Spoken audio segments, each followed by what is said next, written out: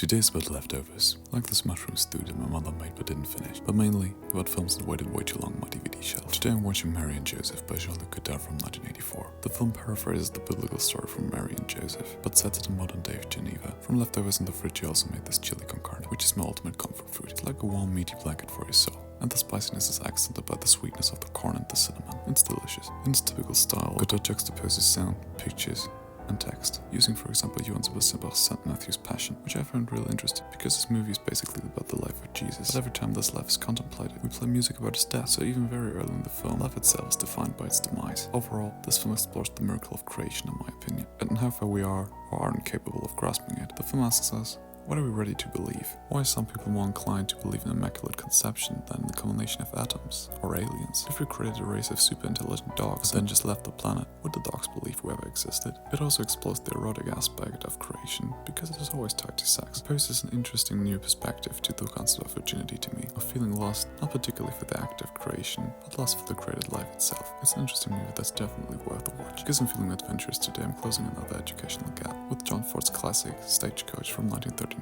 In this movie, a group of unlikely companions take the stagecoach through Apache land and try to survive. I also realized that is saltachio nachos and the salsa left, so I decided to take them along for the ride. The plot of the movie is relatively simple, and its representation of Apaches are, let's say, a bit dated. But this is not what the movie is actually about. This movie shows the 101 of creating interesting characters, and that's a contrast. A great doctor that's an alcoholic, a prostitute with a heart of gold, a nobleman with a heart of stone, a Christian booze seller, or a kind gunslinger that is driven by revenge. This movie doesn't need a creative plot. It profits from just having these characters interact with each other and from the great performances of the actors, and sometimes that's more than enough. The nachos itself were pretty bland, but the salsa had a surprisingly intense tomato flavor and wasn't overly sweet, which is often my problem with salsa, which goes to show leftovers are great.